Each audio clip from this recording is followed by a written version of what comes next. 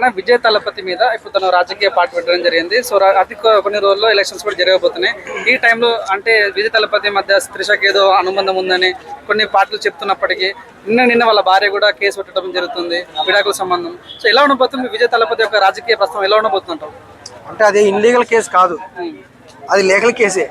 అంటే ఒక భర్తకి ఒక భార్యకి గొడవ వచ్చింది, ఆమె డివోర్స్ అడుగుతుంది, అది ఎన్నికల టైంలో అడుగుతుంది. ఆమె ఎన్నికల టైంలో అడుగుతుంది కాబట్టి ఇది వివాదమైంది. ఎన్నికల ముందు అడిగితే వివాదం కాదు. అయితే ఆమె ఎన్నికల టైంలోనే ఎందుకు కేసు వేసింది అనేది ఇప్పుడు రేపు కోర్టు కూడా అడుగుతారు. మీరు ఎన్నికల టైంలో ఎవరైనా ప్రతిపక్షాలు మిమ్మల్ని ఏమైనా ఇన్ఫ్లుయెన్స్ చేసి చేయించారా? సో నాకున్న అవగాహన ప్రకారం ఆయన నామినేషన్ కానీ, ఆయన పార్టీకి కానీ, ఆయన క్యాడర్కి కానీ, ఈ కేసుకి కానీ ఏ సంబంధం ఉండదు. ఓట్ బ్యాంక్ తగ్గిపోయే ఛాన్స్ ఉందా? కొంత బ్లేమ్ అవ్వచ్చు కానీ ఓట్ బ్యాంక్ మారిపోయే అవకాశం లేదు. ఇప్పుడు స్టాలిన్ గారు చాలా బలంగానే ఉన్నారు. ఇప్పుడు ఈయనకి ఓట్ బ్యాంకింగ్ మారిపోద్ది అంటే ఎప్పటి నుంచో ఆయనకి ఫాలోవర్స్ ఉన్నారు. ఈ రోజు నుంచి కాదు, ఒక రాజకీయ పార్టీని ఒక ఆయన సినిమా హీరోగా కొనసాగించారు కాబట్టి వాళ్ళ అతని వ్యక్తి క్యారెక్టర్ ఏంటనేది వీళ్ళకి ఒక నమ్మకం ఉంటుంది. వెంటనే మనం నామినేషన్ చేసే టైంలోనూ ఒక పార్టీ పెట్టినప్పుడైనా ఇది వెంటనే అంటే ప్రజలు వెంటనే నమ్మరు.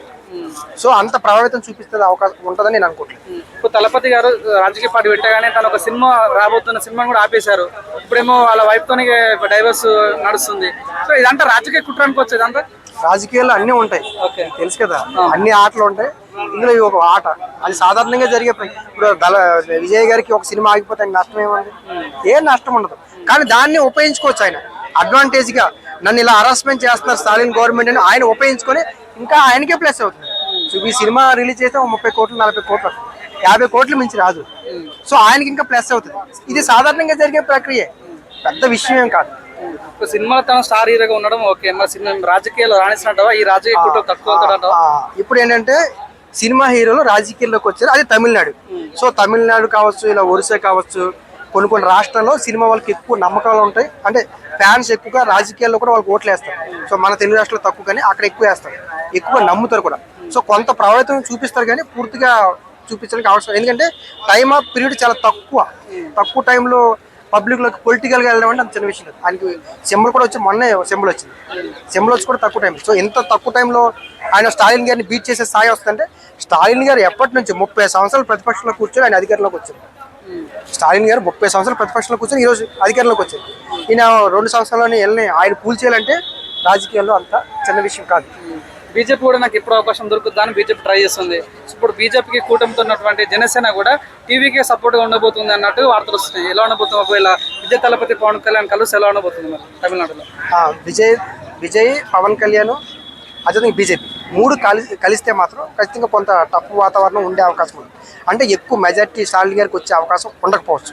కానీ 3 ఓట్లు కనుక కలిస్తే 3 పార్టీలు ఏకమయ్యి స్టాలిన్ గారిని హింసిస్తున్నారు అన్న వాదన కనుక అక్కడ సెంటిమెంట్ ఆయన తీసుకొస్తే అది మళ్ళీ ఆయనకి ప్రెస్ అయ్యే అవకాశం ఉంది. 3 పార్టీలు పోటీ చేసి ఓడిపోయిన యూనియన్లో, ట్రేడ్ యూనియన్లో కూడా 3 పార్టీలు కలిసినప్పుడు ఒక యూనియన్ గెలుస్తుంది. అదే 3 ఒకటి అయిపోయిన సిద్ధాంతం. ఇప్పుడు స్టాలిన్ గారు కూడా అలాంటి వాతావరణం ఉంది. కేంద్ర ప్రభుత్వం మీద, బీజేపీ పార్టీ మీద బలంగా ఇప్పుడు మన డీలిమిటేషన్ అంశం మీద బలంగా ఫైట్ చేస్తున్నారు అన్న అంశం అక్కడ గవర్నర్ గారికి, స్టాలిన్ గారికి పడట్లేదు. కేంద్ర ప్రభుత్వం మీద, నరేంద్ర మోడీ గారి మీద అనేక పెద్ద విమర్శలు చేసిన వ్యక్తిలో ఈయన ఒకరు. అరవింద్ కేజ్రీవాల్ గారి తర్వాత, మమతా బెనర్జీ గారి తర్వాత స్టాలిన్ గారు ఆ స్థాయిలో ఉన్నారు. అంటే అక్కడ ఉన్న ప్రాంతీయతత్వం అంతా కూడా స్టాలిన్ గారికి ఫేవరబుల్ అయ్యే అవకాశం ఉంటుంది. విజయ్ గారు నరేంద్ర మోడీ గారితో ఫైట్ చేస్తున్నారా? లేదు. పవన్ కళ్యాణ్ గారు నరేంద్ర మోడీతో ఫైట్ చేస్తున్నారా? లేదు. కాబట్టి అక్కడ ప్రాంతీయతత్వం అంతా కూడా ఇప్పుడు కేసీఆర్ గారికి ఎలా ఫేవరబుల్ అవుతుందో అలా స్టాలిన్ గారికి కూడా ఆ రాష్ట్ర ప్రయోజనాల కోసం పనిచేస్తున్నారు అన్నది మూడ్ ఆఫ్ సిచ్యువేషన్ అక్కడ ఉంది. కాబట్టి ప్రాంతీయతత్వం అంతా కూడా స్టాలిన్ గారికి ఫేవరబుల్ అయ్యే అవకాశం ఉంది. ఇక్కడ విజయ్ గారికి ఒక బ్యాడ్ ఫేస్ చేస్తున్నారు. ఒకటి కరూర్ ఇన్సిడెంట్ కావచ్చు, లేకుంటే తర్వాత జననాయకన్ ఇన్సిడెంట్ కావచ్చు, తర్వాత ఇప్పుడు వైఫ్ గురించి విడాకులు కావచ్చు, వీటన్నిటిని ఎలా ఫేస్ చేసి ముందు వెళ్తా అంటారు? అన్ని ఫేస్ చేస్తారు, అన్ని ఫేస్ చేయడానికి సిద్ధంగా ఉండి రాజకీయాల్లోకి వస్తారు. సో కరూరు అంశం అనేది టీవీకే పార్టీకి చాలా పెద్ద నష్టం. ఎందుకంటే ఒకరు కాదు, ఇద్దరు కాదు, 41 మంది చనిపోయారు. సో ఈ యొక్క అంశం మీద కూడా పార్లమెంట్లో ఈ యొక్క క్రౌడ్ మేనేజ్మెంట్ కోసం ఒక చట్టం తీసుకొస్తున్నారు. ఇంకా అది ప్రొసీడింగ్లో ఉంది. మొన్న పార్లమెంట్లో పెట్టలేదు. ఎందుకంటే టెంపుల్లో చనిపోతున్నారు, పొలిటికల్ మీటింగ్లో చనిపోతున్నారు. ఇలాగా పబ్లిక్ అంటే ఆ చనిపోయిన వ్యక్తి రేపు ముఖ్యమంత్రి కావచ్చు, ఆ చనిపోయిన వ్యక్తి రేపు ప్రధానమంత్రి అవ్వచ్చు, కలెక్టర్ అవ్వచ్చు. సో విలువైన ప్రాణం కోల్పోతుంది. కాబట్టి క్రౌడ్ మేనేజ్మెంట్ మీద బలంగా ప్రయత్నాలు చేస్తారు. కరూరు ఘటన మాత్రం ఖచ్చితంగా ఆయనకి బాగా ఎఫెక్ట్ చూపిస్తుంది. మీరు చెప్తున్న ఈ డివోర్స్ కేసు కానీ లేకపోతే ఇంకా ఏవి కూడా ప్రభావం చూపించు, కానీ కరూరు కేసు చాలా ఎమోషనల్ కూడిన అంశం. అంటే ఒక ఆయన రాజకీయ పార్టీనే రద్దు చేయాలని చెప్పి సుప్రీంకోర్టులో కేసేసి టీవీకే పార్టీనే, ఎందుకంటే ఆయనకి పార్టీ సరిగ్గా నడిపించడం రాదన్న ఉద్దేశం తీసుకొచ్చి ఆయన సింబల్ మొత్తం కూడా క్యాన్సిల్ చేయాలని చెప్పి తీసుకొచ్చారు. సో కాబట్టి అది ఎక్కువ ప్రభావం చూపిస్తుంది.